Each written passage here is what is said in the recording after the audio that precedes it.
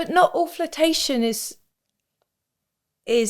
leading somewhere, I suppose. It's playfulness. But let's be honest, the second you open that can of worms, you know where it's gonna go. How you gonna shut it down? That's why I said when I see all these movies and I see them saying, "Oh, only did it because you didn't show me no affection," I think, "Oh, shut up." Real life, you know. But they have a serious influence on people, though. I used to see these things a lot where some girl would be like covering herself up with the guy she's cheating with, and the guy would be like, "Why?" And she's like, "Because you don't love me if you don't show me no affection." And I'm thinking, the Drazzy Show. Ladies and gentlemen, welcome to the Drazzy Show. My name is Drazzy, and today I have a very special guest with me, and I'm going to let her introduce herself. Hello, guest. Who are you, and what do you do?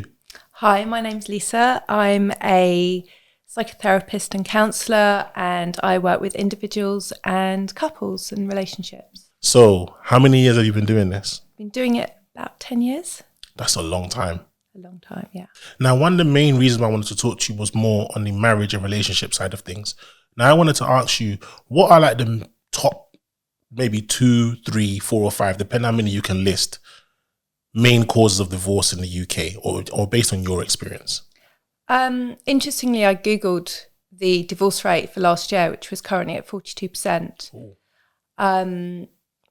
which kind of throws everybody, which is interesting because we still romanticize relationships and we live a lot longer, we want different things, we change, we grow. But the top maybe 4 things tend to be lack of commitment, infidelity, lack of intimacy, and conflict. Wow. Which one is the top out of those that you mentioned? I'm thinking it must be infidelity. Infidelity, interestingly, is no longer seen as necessarily a reason to get divorced. Oh. It might seem like the deal breaker, but with a lot of work, you can have a better relationship afterwards, if that makes sense. How do you trust someone that's done that? Like, I find it hard to understand that. Which I get, and most of us go, how can you stay with someone that's cheated on you? But if you can step back and look at... People cheat for different reasons. Okay. Some people cheat because there's opportunity. Some people cheat because they're lacking something in their own relationship. And maybe instead of addressing what's lacking in their relationship, their heads get turned. They get swayed by having relationships with other people. Maybe they're looking for a way out, and this creates an opportunity that otherwise wouldn't be there. But in order to answer your question, how do you get back? The trust is really hard to regain, but if both parties can look at and accept responsibility for their bits, not that it's okay that you cheated on me, but explain to me, let me understand why you felt this was your only the only thing you could do. That's quite interesting. I get what you're saying. So basically it's allowing the person who's been cheated on to have a wider understanding on how they could have contributed to that. Yeah. And the person who cheated to have a better understanding of why they could have been interested in doing that in the first place. Yeah, it's about being a grown-up. You know, I'm not always going to want to hear what you have to say, but it doesn't mean I don't need to hear it. Yeah. I'm not saying that it's intelligent or it's right. You know, if we marry, we make a commitment to each other, sometimes civilly, sometimes religiously, and it goes against a lot of our ethics that you do that. But people genuinely, unless somebody's, that's just their MO, don't go around cheating on people. Happy people don't cheat. So why are you unhappy? Are you looking for a way out of this relationship? And the only way you can do that is to blow up your world. Are you looking for more attention because your partner isn't giving it to you for a variety of reasons? That doesn't make it right. Yeah. I'm not sort of sitting here and saying infidelity is great. It's just a case of, I always think it's about curiosity. What's going on in our relationship? Because I have a responsibility to our relationship and you have a responsibility to our relationship. And even then, it's really hard, as you say, to get the trust back, because every time you go out, where are you going? What are you doing? Who are you doing it with? can I see your phone? You know, at some point you just have to trust and hope that enough work's been done on both sides to repair. Wow. So at what stage do people know that they need, like, because obviously some people, they'll find out they've been cheated on and that's it. They don't want to go and seek any kind of therapy or whatsoever. What kind of people would come to you in that situation? Is it people that maybe are too scared to be alone, or is it because they love each other? Why would they come and want to discuss something which, in all honesty, they could deal with themselves? You could argue that's true of any psychotherapy. We all think we can deal with things on our own, and often, mostly, I only ever get to see people that are in crisis. You know, something big has happened in their lives which they need help with. Ideally, I mean, it takes a couple, I think it's between 5 and 7 years to seek relationship advice. Whereas perhaps if they'd come at the beginning, then they wouldn't have got to this point, which is often make or break. That's an awful lot of pressure. And we don't recognise, you know, relationships end generally by paper cuts. We don't notice necessarily the paper cuts to start with until they get too big potentially to repair. Could you do it on your own? Maybe. Are you going to be happier? Maybe not. So all those things they're considering is the reason why they sometimes do want to come and seek therapy, because it is a lot to consider. Do you want to be alone? Will you be happier on yourself, by yourself? Those are a lot of thoughts to go through someone's mind. Yeah, but a lot of the time they're looking for validation that you're in the wrong and I'm in the right. The amount of couples that don't listen to each other. I mean, I've had couples screaming at each other and not interested in listening to another perspective. If you're not curious about your partner, it's not about agreeing with them. It's just, well, why did you do that? What are you thinking when you say this? What are you hearing when I say that? You know, and how you respond, because often what you say and I hear are two different things. You think you're speaking in plain English. It's not necessarily what I'm hearing. And then we have meanings that when you say whatever you say, when you say, have you put the bins out? All I'm hearing is criticism, as opposed to, well, maybe you wouldn't mind sharing some of the domestic load. You know, things like that. We all put our own inference on it. That's quite interesting. Yeah, it makes sense. Yeah, of course. It makes perfect sense. It's just basically a form of like watching how you communicate, being consciously aware of your form of communication. Because sometimes it could be your tone. You might have asked it in a way that triggers something, and you want to find out, okay, what is that I've triggered? So you can know them from a psychological and from like a conscious perspective as well, isn't it? Yeah, I think I think it's curiosity. It's we all have an ability when we feel criticised to get defensive, and it's trying actively to step away from the defence and ask what's going on here. We also, most people don't speak in plain English, or what I think is plain English. I'll say something, get really annoyed, you haven't understood it, and then react accordingly. Whereas if I'd actually asked you directly, then you know exactly what I want. You may choose not to give that to me. I may be asking the wrong person to give that to me. But at least there's no ambiguity about it or ambivalence, that it's kind of, this is what I need from you. And you can say, yeah, that's not my role, or that's not what I want to do for you. And then I have an option. Do I stay? Do I go? Do I look elsewhere for what I'm asking? That's quite interesting. I actually find that interesting because communication, a lot of people think, like you said, it's really as simple as I said this and you've registered it, and now we're just going to go and turn it into a reality. But it's really, really not that simple. Absolutely. But we have communication in our day-to-day lives, not just in our romantic relationships, in our friendships, in our workplaces, in how we can communicate on so many different forums, and we think we're so connected with so many people. But imagine getting a text and you're grumpy. The way you read that text is in a grumpy tone. Whereas if you're really happy and jolly, then it lands in a different way. That is very true. And I think we're continually responding to being bombarded. We're DM'd, we're WhatsApped, we're, Facebook Messenger, we're actual texts, voice noted. I mean, people don't really make phone calls today, so it's all very one-sided. Or you get an email. I mean, I know when I started working, I used to get emails and I used to be terrified because there used to be nothing in the subject box, and you're like, what is this about? So you're kind of, if you've had an argument with someone and they text you, you're already set up to receive that quite aggressively, I think, defensively. You're already kind of thinking about all the things you can say back. You're not listening. And we don't do that. We don't listen properly. We kind of hear what we want to hear. We're looking for, it's confirmation bias, isn't it? That I'm grumpy with you, so whatever you say, you're not available to your wife at the moment. You had an argument this morning. She's going, well, he's never there for me. It's a narrative that plays out. Yeah. That is so true. You know what? What about children in relationships? So you said earlier that you wanted to start a podcast of your own. And whatever you're going to call it, let me know, please, because I want to help you with the names. Thank you. Appreciate that.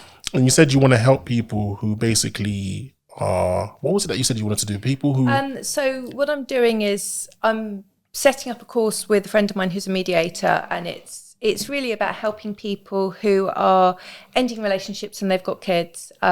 So the goal is to help people co-parent more effectively, because co-parenting is honestly the hardest thing in the world, especially when relationships don't end on good terms because of various reasons. But when I have clients, whether they come individually or as a couple, the thing I stress is the kids, because the kids are the most important things in terms of they're a future generation. If you look at how people come together, the family of origins, by which I mean their parents, their siblings, those relationships affect every other relationship they have in their life. So what you often have is, as a couple, they come and you say to them, you know, what was your family like growing up? What was your family? And you can see your family's loud and it shouts and then it forgets about arguments. My family's quiet and we just keep our resentments. These are the things that I carry forward into my relationships. These are the things you carry forward into your relationships. And what's happening is that the louder you shout, the quieter I get. You're looking for attention, so you shout even louder. I just want it to go away, to hold on to my resentments and not deal with the issues. And if we can get together with a group of different people who can help put information out sort of into the ether about how difficult it is to be a co-parent, a single parent, what it's like dating when you've got a small kid and you've got no family support, because a lot of people live away from their families now, what it's like when you have to go to mediation and how different that is to counselling, and all these different things, what the court process looks like, because a lot of people think the courts care if your partner's unfaithful and they're going to give you more money. Courts don't care. They're interested in the law, and the law's unemotional. We bring emotions to these situations. Parental alienation. You know, I've had a client who was alienated from his daughter, and the court process and the accusations made against him and how he had to prove that he was a decent parent in order to get access to his child. Well, no one's thinking about the damage to that child, because the mother is basically slagging off the father to the child. The family setup is against the father having a relationship with the child. And as much, to be honest, as they have a relationship for the moment, at some point this child might make a decision, unconsciously influenced, saying, do you know what? Mum gets aggro every time. I go see dad. It's not worth it. Oh, wow. You know, it's so funny. One thing I love about my mum, my parents split up when I was about 6 years old, because my father was a womanizer, basically. My father was one of the biggest womanizers on this planet. Apparently, there's a story that goes that the woman of all, the spirit woman of all women came to tell him to stop, and before she could finish her sentence, she was in his bed. My father he was a bad man. He was a bad man. And but one thing my mum never done was she never slagged him off to us. She never insulted him, never degraded him. And I think she understood how it would affect us. But she was realistic about her relationship with my father. So it made me mature a lot more in terms of understanding relationships, because it made me realize I don't want to be like my dad. And not because of the side effects it had on my mum's personality or the way she expressed how she felt about my dad, because I genuinely in my heart felt like it's not a good thing to do. Because earlier when you're talking about communication and understanding why do you want to go and cheat, I'm a man, I'm not going to lie, I struggle every day with that. Every day with that. I could be driving down the street and I see a beautiful woman, I'm like, oh wow. But I know, no, that's not for me. But there's a relationship psychotherapist called Terence Real, and he says that's normal. You know, there's nothing wrong with looking around. I mean, you know, we all kind of look at somebody sometimes and go, he's quite nice, she's quite nice. But there's a difference between thinking that and doing that. Exactly. And the difference is that, I mean, he would argue that it's very much about recognizing what you have to lose is greater than what you have to gain. Very true. So that's the reason he doesn't cheat. Doesn't mean he doesn't want to. Doesn't mean he doesn't have fantasies about it, I'm sure. But it just means he doesn't do it because actually his family life, his wife, the sum of that is greater than his need to cheat. Exactly. But that's him. You know, for other people, you're not heard, you're not seen, you know, you're overlooked. Nobody's thinking about you, you feel. Opportunity presents itself, you know, which you've co-created. And you're like, it's a bit of fun, you know, no one's going to get hurt, no one knows. And maybe people get away with it and they think there's no damage done. But ultimately, there's damage done to your psyche, I think. Not because you shouldn't have sex. It's just that there's context to it. If you're not single, somebody's going to get hurt. Unless, of course, you've got an open relationship. Yeah. That's completely different. Like, you know, Will Smith and Jada Pinkett. I reckon they've definitely got an open relationship, man. I haven't seen the interviews, but it would seem that at some point they did. Yeah, I think, But then even that, you know, is one person more open than the other? It's not always black and white. You know, in society, we want black and white. You're either married or you're single. Yeah. You're either this or you're that. And it's not true. And the other thing is that we've all grown up with these fairy tales and fantasies that you live happily ever after. Relationships take work and commitment daily. And Esther Perel, another amazing psychotherapist who works exclusively with relationships, talks about, we're asking one person to be my everything. That's impossible. You can't be my best friend, my lover, my confidant, the person that I moan to, the person that I'm, I just dispel everything onto, because that's not fair on you. If you're everything to me and I'm everything to you, then where are our other relationships? How is that healthy? So I need to show up for you, not just give my best self to everybody else. I need to give you my best self. I need to go on a date night. I need to put the time and effort in. Even, it doesn't have to be expensive. You can go out for free. You can have fun if you enjoy someone's company. Yeah. But if you stop doing that at some point and you just become friends who occasionally have sex, that's not what a relationship's about. Yeah. So, what are some of the? Obviously, we've discussed the fact that infidelity is one of them, but then also you said lack of intimacy. Now, how often do you get that? And when you do, what are some of the reasons why they start? Because obviously, when you first get together, you can't get enough of each other. And what are some of the main reasons why people just stop having sex? Yeah. Okay. Intimacy doesn't just refer to sex. It's emotional intimacy as well as physical intimacy. Sorry, I'm a bit of a caveman. Sorry.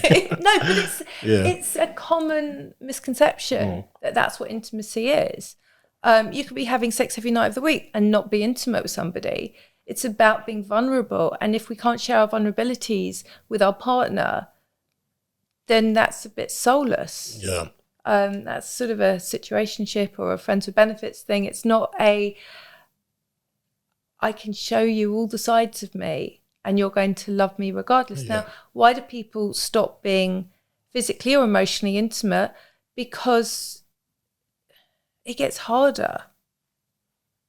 We get more comfortable. We something that was new and exciting becomes old and stale often. And sometimes that's not exciting enough. The thought of dressing up for somebody at the beginning is great. Thought, 10, 15, 20 years later isn't always necessarily as exciting. It's kind of like, can't we just do it the regular way? But it's inviting playfulness into our relationships, and especially sexually. It's kind of, you don't need to be finding a new position or working your way through the Kama Sutra, but it's kind of, can you do things that intrigue and entice? And also then you've got the thing about, maybe you've seen something that you would quite like to experiment with. How do you introduce that into a long-term relationship when they're going to want to know how you've come across that information? Yeah. It's the level of communication. The deeper your level of communication, the more easily you can do that. The more able you are to have difficult conversations, the more you're able to introduce things that might seem enticing and intoxicating. Also, I wanted to ask you, there was another question I had in my mind, and it was about honesty. I mean, you've got, I suppose, big level honesty and little level honesty. How many times do people buy things and put it in their wardrobe and say, this old thing? We're all capable of doing that. Yeah. Nobody really bats an eyelid unless financially it's starting to impact finances. If I'm with you and I happen to go out flirting at a bar sometime, but it means nothing to me and it doesn't affect our relationship, but I know you wouldn't like it, then am I telling you to protect you and protect me? Would that level of honesty make you more enraged? But is it a right thing to do though? Is it a right thing to do, go out and flirt when you're in a relationship, especially if you're married or something? I think that it goes back to happy people don't. You're not open to it. I don't know, man. See, that's what this is what confuses me about. Because I remember when I was younger, I see a lot in movies where like, I did it. There's always the woman saying, "I did it because you don't show me any affection or any love." So they went out and just had a relationship, a whole different situationship, yeah. And I always think to myself, but why didn't you just tell the man that you're not happy and let him try and work on it, or tell the woman that you're not happy and let her try and work on it? Why do people just automatically assume that because they're not happy? Like, I know we're creatures of habit, but you got to also listen to your subconscious mind. You got to know when, okay, I'm doing this because I'm not happy. Let me try and work on my relationship. Like, you can't just jump into bed with someone. There's so many things in that. Okay, you're expecting the other person to hear you. Maybe you've tried in lots of different ways to tell them. Then break up with them. Why are you going to go and have sex with someone else?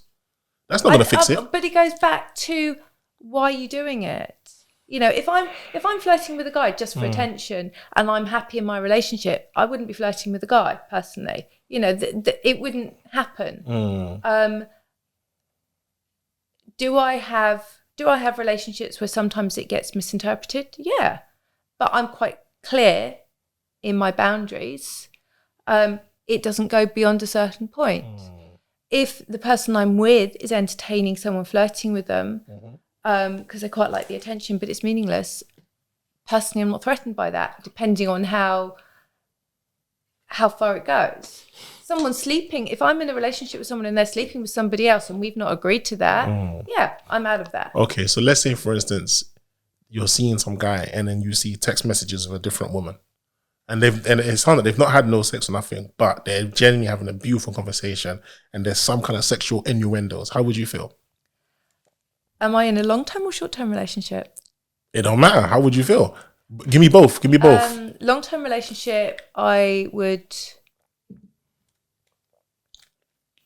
We see, there's a lot of things in that as well, because should I have seen those messages? Was I going through his phone because I didn't trust him? That's a good point, actually, yeah.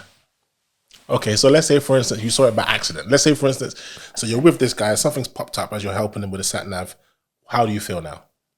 I think short-term and long-term. Being me would raise it because I want to be with someone that wants to be with me. If they're not, I want a committed monogamous relationship. I'm very clear about that. If someone wants something different, like you say, I would want the honesty of them saying, do you know what, Lisa, this isn't what I'm in for. I'm not committed to having a one-on-one. I want to see other people. And I'd be going, thank you very much, goodbye. That's not what I would sign up for. If my long-term partner that I had married and had kids with, these messages pop up, that's a different conversation. That's a, what's going on? Do you want to stay married? I'm feeling very hurt now and disrespected. I need time to think what I want, and then we should come together and talk. You know, it doesn't even have to be as dramatic as that.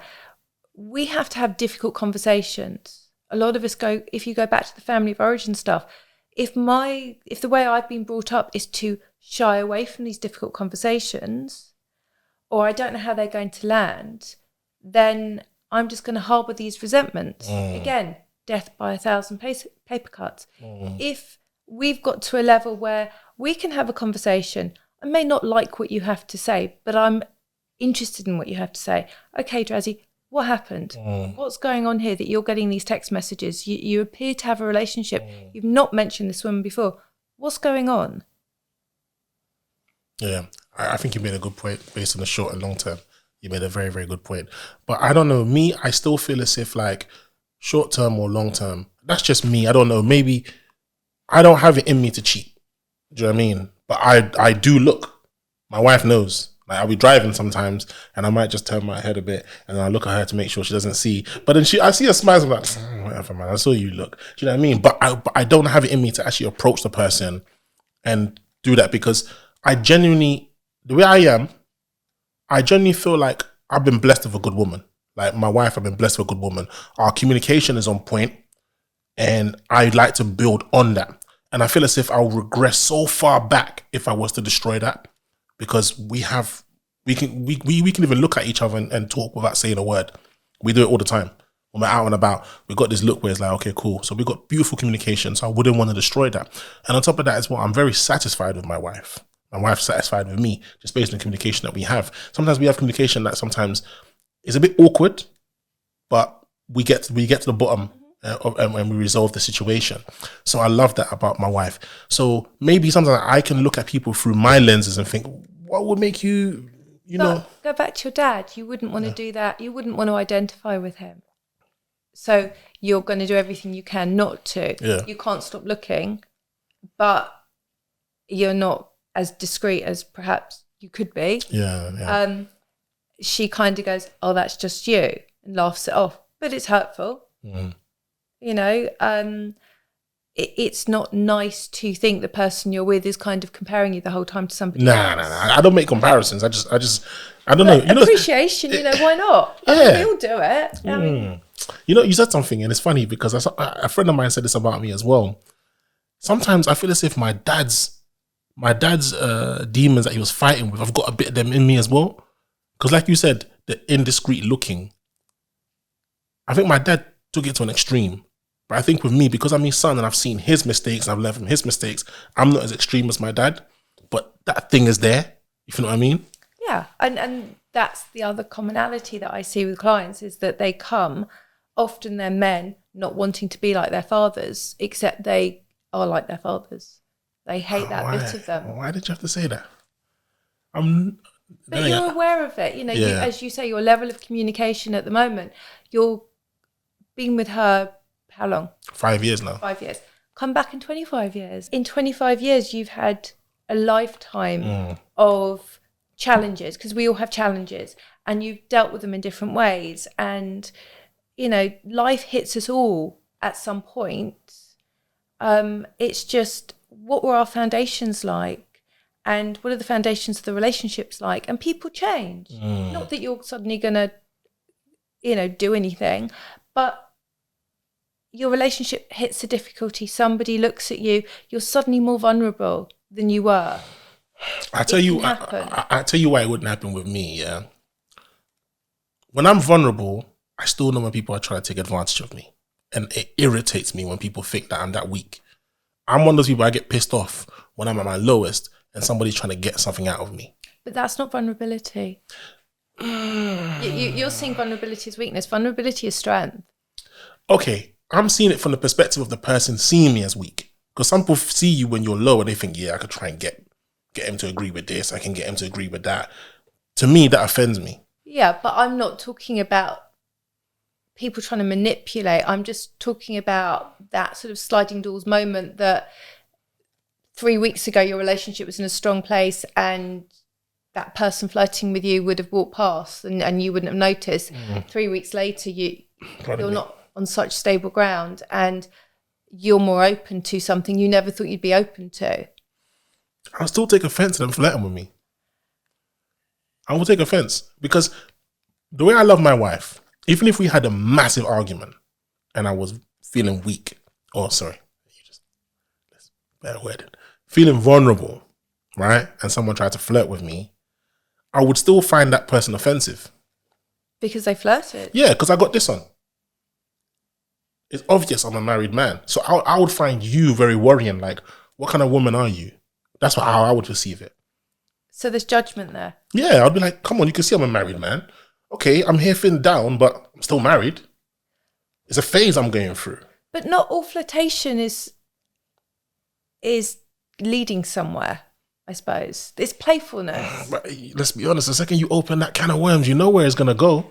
How you gonna shut it down? That's why I said when I see all these movies and I see them saying, "Oh, I only did it because you didn't show me no affection," I think, "Oh, shut up." Real life, you know, but they have a serious influence on people, though.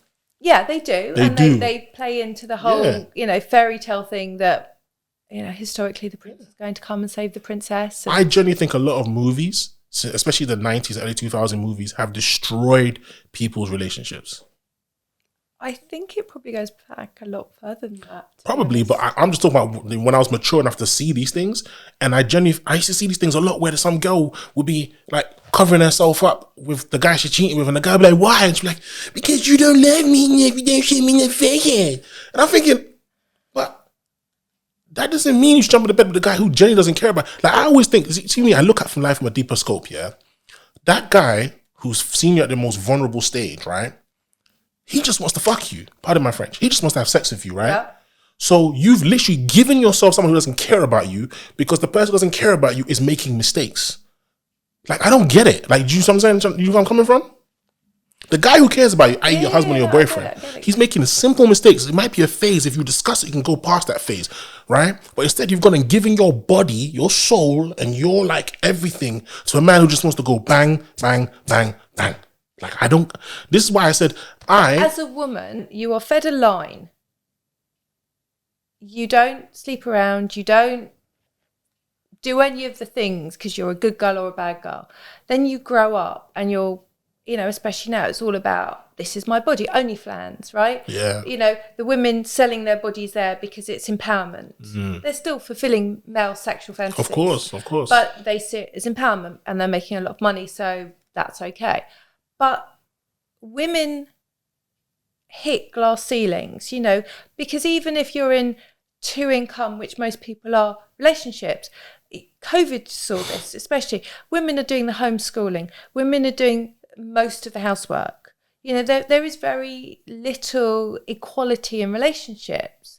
And what happens is that women, yes, you're right. Most of the guys that women have affairs with, they just want sex. Of course. But women are looking for love, mostly. Women are looking for affection. And if you're not going to give it to me, at some point, I'm going to go and have sex with somebody else who's going to make me feel attractive, make me feel like someone that matters. I'm not somebody's wife. I'm not somebody's mother.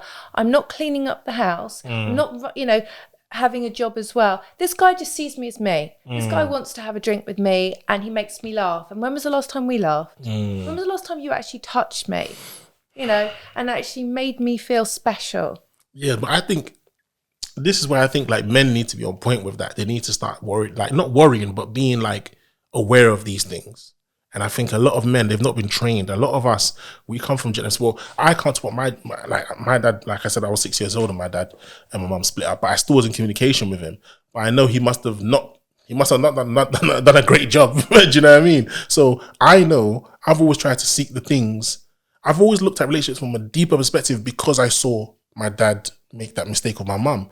So me, I'm someone, I would want to know, okay, is it getting a bit stale? Is it getting a bit boring? What can I do? Like, do you know what I mean? I think of it from that perspective. I don't mean to sound patronising and rude, but long-term relationships get stale and boring. Naturally. That they just do. And this is the person you live with, okay? It's not a friend that if things are getting, a bit whatever, you kind of duck and dive them for a few months and then you come back and it can be fresh. You've got different stuff to talk about. This is someone you live with 24/7.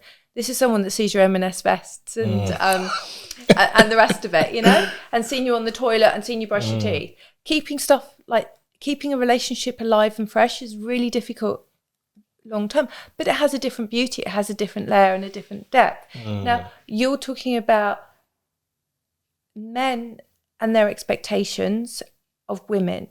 Women are sexualized a lot more now. You've got the Madonnas and you've got the whores. Yeah. Okay? Yeah. So women aren't Madonnas or whores. We're people. We like sex. We like working and having our own money and being independent. We like being in relationships. But to walk away from a relationship, especially as a woman, you get the kids majority of the time. You get the house. You might get the house. You get the judgment, though, of society. That you're a single woman, then you're a single woman dating. What's that like? That's really hard. Yeah. Okay? Because as you say, men just want sex. Second time round, they're not necessarily wanting the commitment that a lot of women want. And maybe a lot of women don't want the commitment. But trying to have honest conversations, we go out on a date and I'm going, what are you looking for? I'm looking for a long-term relationship. Half the time you're just looking for a shag. And I'd have more respect for that honesty, if I'm honest, because then I can kind of go, do you know what? You're a good looking guy, absolutely. Or no, actually, that's not what I want. So thank you very much. Goodbye. But don't you think that's what's happening today? Because today I feel as if people are a lot more honest with each other when it comes to relationships than a time when you had to be a gentleman and put your jacket on the puddle so they can walk across it. And the whole time all you wanted was sex. That is way before my time, but yeah. Yeah, but you know what I'm talking about? That generation trickled into influencing people's concept of relationships where you had to literally say the right things and be a gentleman and open the door. But the whole time you were just looking to, But society was different. Marriage was a lot harder. A divorce was a lot harder. So if you were going to marry that person, you had to be sure to a certain degree. And not that divorce is easy, because it really isn't. But there is a case of a lot of people cohabit. They don't even get married anymore. So the church, the state, has lost its influence. There's no financial benefits really for getting married. So it's got to be a personal thing that you want. People have judgments. You've been with them X amount of years, you should be married now. You should be moving on to the next stage of your life. What if I'm just happy like this? We've been together X amount of time. I don't want to live with you. You have your space, I'll have mine, and we'll get together a couple of times a week. That works for me. That's not how a real relationship works. We still have societal influences that we have embodied and that plays out. We still have women, shouldn't be too experienced. And men definitely should be more experienced. And where do they get that experience from? Yeah. Women. And also there's this whole thing that, men of your generation and younger are starting to open up and talk about their feelings. But you need to know what those feelings are. Most men are angry. Well, no, they're not just angry. There's a lot of other things underneath that. Women aren't emotional. On dating sites, men go, no drama. What does that mean? No emotion, actually. People aren't dramatic. Men do that on dating sites and say no drama? Yeah. Oh, that's gonna get drama. That's gonna get you nothing, man. But or it's just, I know a few very good friends got long-term relationships from Tinder of all places, but dating sites can be toxic because people aren't honest. Men don't talk about what they do really want, because if you just said you want sex, how much sex are you going to get from that? So that means people are not being honest enough then. So people are fearful of saying... themselves. Yeah, but maybe because they're fearful of saying that. Because like you said, if a guy was to go to a dating site and said, right, I'm just looking for sex, he might look like an asshole, even though he's been honest. So why would he be encouraged to be honest if he's going to limit his chances of getting what he wants?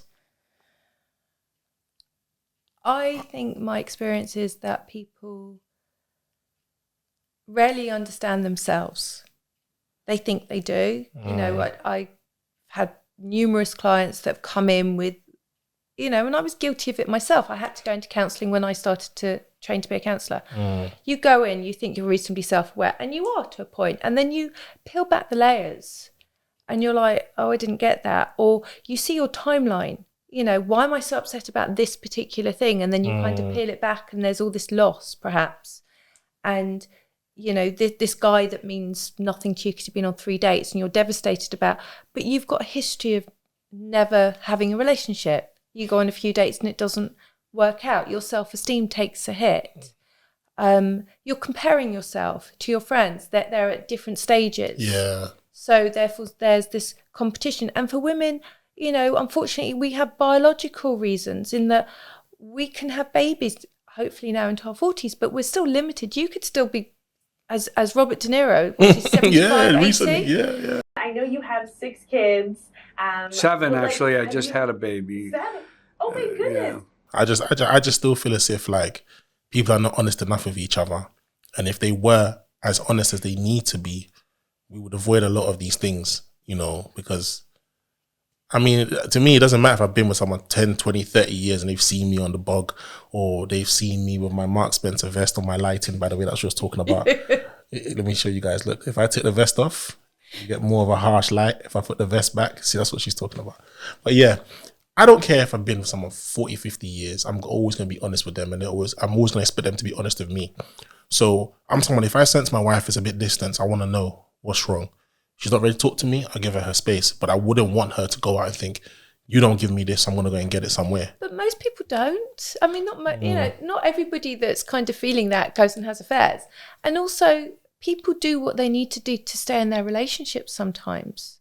It doesn't mean if somebody has an affair, they're planning on leaving. It just means they're a bit distracted, which they might be able to be a better partner in some perverse way. I don't know. It's like the level of honesty you're asking for, offering, not everybody wants. Well, that's the only way that the relationship's going to work. Like, why do you need... It isn't. Okay, so why do you need to experiment with someone else? Then come back to me and tell me why you didn't. I got to be mature enough to be like, oh yeah, okay, cool, yeah, let's try and make this work. Because then we're going to go back to stage 1, which is the communication again. So to me, avoid that phase. Live and die on communication. Then communicate with me and not someone else. Fair enough. I can't read your mind. I could read your body language. I could read your eyes. I could read, but I might be wrong. Because I remember long before I met my wife, there's certain women, they'll look at me and say, and I thought, yeah, she likes me. Then I just realized, okay, she got funny eyes. I misread that situation because her eyes are funny. But the amount of people I have in my counselling room, they either finish each other's sentences and think that's really wonderful, or they go, I know what he's thinking. How do you know? I mean, seriously, how do you know? I don't know what you're thinking. That's why, like I said, I think it's wrong for people to use that as an excuse to go and cheat. Talk. But it's easier to cheat than it is to talk. For weak people, I think, yeah. I don't like that word. It's in the dictionary. I know, I don't like that word. That's judgment. That's so loaded with judgment, and it's so anti. No, it isn't. It's in the dictionary. When you're weak, you do weak things. It's in the dictionary. How's that? I didn't say you're weak because you're a coward. I just said you're weak. You know, that guy can lift 120 pounds. That guy can only lift 20 pounds. He's weak. It's in the dictionary, no? You know? I'm uncomfortable with, you know. Okay, so let's look at metaphorically. The heavy load of feeling like you're not, you're not important in your relationship, so you go and you cheat. You couldn't lift that heavy load. That guy could lift the heavy load. So he dealt with the situation and his muscles grew. Metaphorically speaking, he's stronger. Yeah. But I think that people are scared to have difficult conversations because they don't know how they're going to land. So if you encourage people to try, and also people think they shouldn't be arguing, you know, it's kind of like, yeah, you should. Confrontation is good. It's not even confrontation. It's like, we've got a different opinion. We see the world differently. It's not a problem. It's how we repair after that that is really the important thing. If I've called you names, that's not helpful. If we've had a conversation where we don't agree. But afterwards, we agree to differ, or I kind of go, that was really interesting. I haven't seen that before. Then there's a repair there. And then that allows us to have other difficult conversations. And that gives me the confidence that I can bring something difficult, not knowing how you're going to respond, but knowing you're going to receive it. Yeah. That's what I'm for. I'm all for that. I'm all for finding solutions. If it gets to a point where we can never find a solution, then I know that's another situation for me to deal with, another road for me to walk down. But if we can always find some way to find this, even if the solution isn't even the answer, but it mends it enough for us to just like go with the flow and see where it goes, I'm happy with that. But to not even try, sorry, but I find that very weak. But I don't think all infidelity is based on desire, of the other person. I do believe that. I believe people try, but maybe they try opaquely. That they haven't stood back 5 years before the end of a marriage and gone, do you know what, I'm not happy. Things are changing. Maybe they've said it in ways that the other person can't hear or doesn't want to hear, because if you both look down that barrel, you're kind of like, well, what do we do with this information? It's, I think that... I think people make choices. They're not always the right choices. And regret is very much about learning from the choices you've made and sort of doing it differently in the future. Not recreating those situations again and again and again, but recognizing that you've even had those situations is quite hard sometimes. Not everybody has the clarity that you clearly do. Listen, I just think we live in a world where all these celebrities are mucking up our brains. You got these stupid celebrities who get married and 3 months later they divorce, and everyone's reading about them even though they don't even know what their personalities are like, going, oh, they're together, and they're reading about all the gossip about them. And these guys clearly are bad for each other because you can see it from a mile away if you're intelligent, but a lot of people just love the entertainment aspect of it, and that's what is getting people to have these weird perceptions of relationships where they want that image and they want this and they want that. But what about the dirty, what about the gritty, and what about the ugly side of it that comes with it? A lot of people are not understanding that. That's what I personally think. No, I agree with you. I don't think people kind of like relationships should be easy, and they should be, we should be floating around and having sex 24 hours a day, and it should all just be wonderful. And It's not. Sex is really important. Lack of sex in a relationship, really important. Again, it's, if you're not having sex and the person you're with wants sex, there's a problem. If you were having sex and you've stopped having sex, that's unconscious communication. There's somebody here going, I'm not giving it to you, and there's a reason I'm not giving it to you. Are you curious enough to ask? Am I honest and brave enough to tell you? It's a case of people don't understand relationships. All our relationships, not just our romantic relationships, are difficult sometimes, and they're not easy, and we might disagree. You might be really angry with me about something, but if you care enough about me, and that's what you're saying, is tell me. Yeah.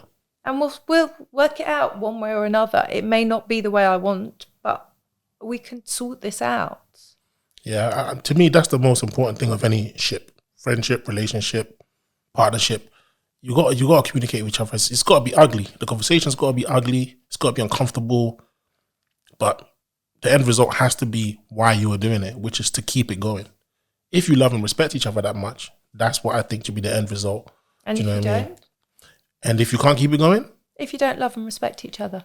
Then what are you there together for if you don't love and respect each other? You just keep it moving. Go about your way. You go about your way. And there's no love and no respect there. But people can't do that very easily, because you go back to judgment. You go back to financial reasons. So many people stay together because they financially can't afford to get divorced or separate the family. You got to go broke. You just got to go broke. I don't care about money enough to be someone I'm not happy. Some people do. Jeez. That's what I'm saying. I feel as if a lot of people are I don't know. People are not, I don't know. I genuinely feel as if you're not happy somewhere and it means you've got to sleep on the streets for a bit because you don't want to be with them, then you've made that choice. I think that's really black and white. I'm black. I'm joking. You know, sometimes I can be a bit insensitive sometimes. I don't know, because I've got this view of the world where I generally just feel like some things just get it and move on. I don't know. That's how I genuinely feel. But if you look at how many of the younger generation have some form of mental ill health. You know, we all have mental health, but mental ill health. What's the difference between mental health and mental ill health? So we all have physical health. You know, we all know what it's like to be fit or not fit. Yeah. Overweight, not overweight. Mental health is no different. We all have it. You come across as someone very happy-go-lucky, jovial, but you've got very deep-rooted, deep-seated principles that are part of who you are. If someone was to come along or something was to happen that, you know, we talked off camera about moral injury, you know, that kind of thing. If something comes along that makes you at odds with the way you want to live your life, that could cause you deep distress. That can manifest either into anxiety or depression, or low self-esteem. Or that's mental ill health. Mental illness is something else. That's when you've been clinically diagnosed with something that's affected your view of the world. Yeah, it's an illness. It's bipolar, it's schizophrenia, it's borderline personality disorder. You know, they're things that psychiatrists diagnose. I don't know. I think me, physically and mentally, I've been through a lot. So I can literally, I think I can cope with anything. I think I can deal with anything. Whether it's a loss or a gain, I can move on. Like, I genuinely feel that way. But you've learnt that. Yeah, I learned that the hard way. But what was your mum like? My mum, she was a tough woman. God rest her soul. She was a tough woman, but she had a heart of gold. She was a beautiful woman. She was gentle, but she was tough. I can't describe it. My mum gave me the kind of upbringing which, even though my dad wasn't around, I felt like I had a father because my mum was tough. My mum was respected amongst men more than any women that I knew. My mum, she was a businesswoman. She would go into a business meeting with men, and I used to come with her as a little kid with my toys, and she's running the show. She was tough. She was respected. Do you know what I mean? To the point where other women are kind of jealous of my mum. Do you know what I mean? Because I think the admiration the men showed her, they mistook it with romance. They mistook it with them wanting my mum, but it wasn't. They just respected my mum because she got stuff done. She was like an organizer. She was a controller. And she just knew how to make money, my mum. Do you know what I mean? She took something that her father left her and doubled up on it. You know what I mean? And then I feel as if that's probably the reason my dad even cheated on my mum. Because my dad was a good businessman himself. But my mum was definitely better, if I'm going to be honest. And I think because of the respect, admiration that people showed her, it made my father want that same affection, that same thing from her. Because all the women it's funny, all the women that my dad cheated with were women that didn't have a penny to their name and needed my father. Yeah, your mum didn't need him. She needed him She needed him emotionally, but she didn't. It was, you know, in relationships you talk about power over and power under. So your mum had power over your dad because she was more successful, perhaps, and more respected. But she didn't see it that way. But the only way he could get power over her was to hit her in her femininity, you know, in the fact that I can have any woman. I don't need you. But actually I need you. And that was his way of expressing it. And he didn't realise that. You clearly love and admire your mum. You wouldn't want to let her down. Definitely not. So for you to cheat would be letting her down. That's exactly what it is. So it's not actually about your wife in the nicest possible way. It's about your mum. No, it is about my wife as well. No, but unconsciously. Those are aspects of it. But the aspect of my wife is definitely there because I love my wife with all my heart. All of my heart. And how she would feel if I was to do something like that. But you would be like that with anyone that you loved. You wouldn't want to cheat them. Yeah, even my friends. There's certain things I wouldn't do to my friends because I know how they will feel about it. Because of your mum. You think so? Yeah. So what if my mum never went through what she went through? You think I'd be an asshole? No, I didn't say that. So that means I'd be the same way. It wouldn't be because of my mum. It would be because of my morals. That you would have been raised by a different person if your mum hadn't been the way she was, which obviously would have affected the way she raised you and what you saw. I think I can't just say it's because of my mum, solely because of my mum. I think that definitely has had some form of influence on how I deal with relationships. But I think the kind of person I am in general, the way I am in terms of like not wanting to disappoint people with things that I wouldn't want to be disappointed by. But it's nurture nature, isn't it? It's what you've learned and who your character is. You're people pleasing. You've learned. I wouldn't call it people pleasing. You don't want to disappoint people. No, I don't want to be disappointed, so I don't want to disappoint them. So I wouldn't want someone to say to me, oh, you know what, I can't make it even though you're like 2 minutes away and you're meant to have been here. So for instance, if I'm someone, let's say if my friend said, oh, let's go out, and then I'm meant to be there, I'm like, oh, I can't make it. I know exactly how they're going to feel. I empathize with how they're going to feel. So you won't be unreliable. And you could argue that traces back to your father's own unreliability. It could be. It could very well be. But I like to treat people how I want to be treated. That's just the way I look at life. So did your father ever let you down? Never. Look, that was my mum and my dad's business. But as a father, never let me down. My father, in my eyes, take away the infidelity, he was the best father on the planet. Bought my first bike, took me out to buy ice cream, helped me with my homework, cared about me. Like, my father was the greatest man. I want to be like my father. Just the aspect of, I want to eliminate that aspect. But in terms of who he was a man's man. He was an ex-military man. He taught me how to clean up. He taught me how to look after my environment. He taught me how to, make sure that I look presentable, suits, haircuts. My father was a great man. He was an amazing man, but he just couldn't stop cheating. Those were his issues. That's what I'm saying. Now, I never got to know him as a man to be able to talk to him, but from what I would gather from 6 years old, talking to him, he died when I was 19. So from 6 years old to 19, conversations on the phone, letters, emails, whatever. From what I gathered from the few little bits of information I can gather from my father's weakness is like what you just said, is what I already thought as well. I think he wanted that affection that I feel as if a tough woman couldn't give him. That's what I think. It was attractive because she was a tough woman who didn't need him. So it's that sort of, it makes no sense. I want you, but I don't want you. Yeah. You're attractive, but you're unattractive. I need to be needed, but don't need me. It's that goes on. Yeah. Yeah. And also I think another weakness of my father was he was a good businessman. So I think he wanted that image of having money.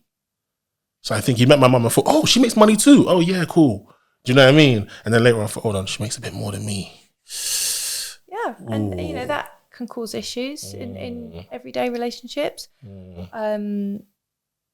We still haven't evolved to the point where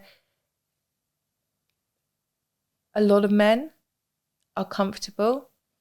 Some men are. My father's married to a very successful lady who made a lot more money than him, and he's very comfortable with it. But she was very clear, go make your own money. Yeah. She did. But, it worked for them, that dynamic. She wanted someone that was independent. And my mum was more traditional as a housewife, and their marriage broke up. He met his wife, very dynamic lady, in a very different way. I wouldn't mind if my wife made more money than me. Because I know myself worth, I know my level of confidence. So I don't let certain things bother me, if you know what I mean. But other people do. But this is what fascinates me about human nature, is the way certain things bother them that they don't realize actually destroying them. But again, it goes back to self-awareness. How much self-awareness do we want? Truly. Do we really want to know our unconscious motivation? I mean, classic is I meet people, they find out what I do, don't psychoanalyze me. I'm not. I'm off duty. Or, tell me about myself.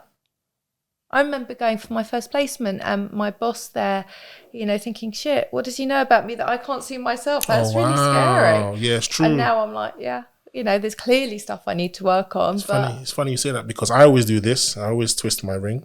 And the reason why I do it, because that bit where the ring is, the skin has gone very smooth and I love the feeling of it. But sometimes when I do it and I'm around people like yourself, I always wonder, what are they looking at whenever they look at me doing that? And I always subconsciously think, a bit paranoid, but I like doing it regardless. I love the way the smooth skin feels on the ring. But I saw you notice that a few times. What were you thinking? I'm not sure I'm going to share that one. What were you thinking? It's I mean, I play with my ring. It's security. It's kind of, you're fiddling, and there's other things there, but mainly it's security. No, I want to know what the other things are. I would say unconsciously and you will disagree, there's the thing about uncomfortability. The infidelity is kind of like, it's a notice that I'm married, I'm unavailable, but I'm still, I'd still like you to find me attractive, kind of thing. I mean, I'm not saying about me, but I know what you mean. It's that I mean, like I said, we're all human beings, isn't it? But I personally wouldn't invite that. I know. I don't think you would consciously invite it at all. And I think you would shut it down. But I think that you're talking about situations where intent is very overt, intention is very clear. Sometimes the waters are muddied. Sometimes I didn't even know I was looking for that, and suddenly it's here. And how did I get here? I think that's quite, that sort of sneaks up on you. That you suddenly look at someone and you think, I've known you for a really long time. How do I suddenly have these feelings? Why am I suddenly having these feelings? Maybe it's nice to have these feelings, having not had any feelings for ages. We all like our egos flattered. We all want to look and appear attractive, whether it's personality or look. But what if you know you're attractive? Why do you, you got a wife and you know you're attractive? Why do you want someone else to tell you you're attractive? If you know this already and you got a wife that knows it. Looking. Huh? Same way you keep looking. But you don't invite it. That's dangerous. To be found attractive by other people? If it's something that you're seeking, that means you're very insecure. I think we all consciously seek or unconsciously seek confirmation. If somebody just walks around thinking they're the most attractive thing, I mean, you'd go, Magic. What an ego. Whereas if you say to someone, oh, you look really nice today, or great, you've got a great smile, you'd be like, oh, thank you, that's so sweet. You wouldn't necessarily think they're coming onto you. There's levels, and they're not necessarily coming onto you. You're right. But if you're doing it because you're unhappy in your relationship, then you know what you're doing. That's not necessarily always clear to the person receiving it. I don't know. Like I said, I genuinely think people need to use this a lot more. But I also think that the level of consciousness you're asking isn't always available. Sometimes people don't even realise that they're unhappy until they're offered an opportunity that they didn't expect. And suddenly they're there going, oh, not even taking it up, but just like, I didn't know that I was missing this. Yeah. I'm going to tell you something, Me, the kind of person I am, right? If a woman tried to make a move on me, even though she knows I'm married, right? I got my ring on, or she knows me, and she thought, oh, he's vulnerable, this is my chance.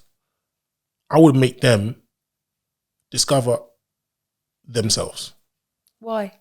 Because I would make them realize they've lowered their standards. And how would you do that?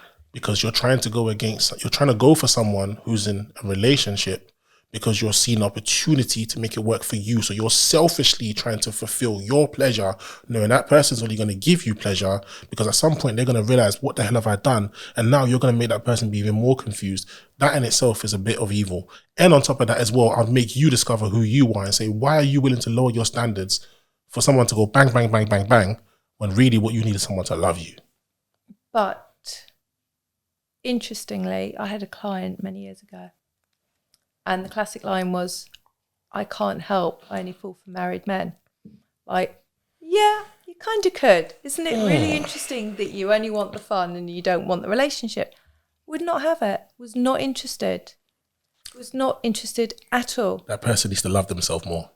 But they weren't interested in hearing any other perspective. They wanted to be angry at the world. They had a situation that created the circumstances that they wanted to take. I mean, as you described, they wanted to take, and they wanted the good bits, the fun bits, the nice hotels, the restaurants, the trips. They didn't want the put the bins out, have you fed the cat kind of thing.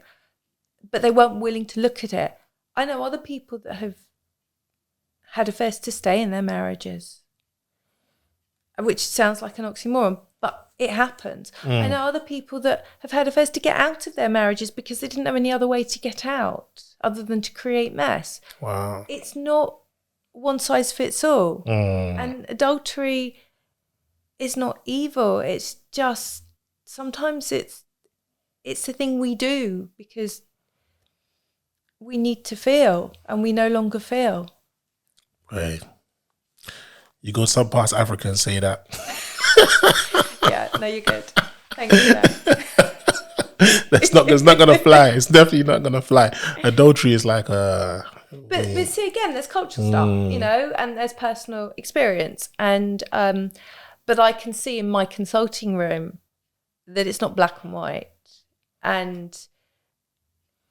But sometimes, do you think we try and delve deep into too many things? And sometimes you just got to see it for black and white.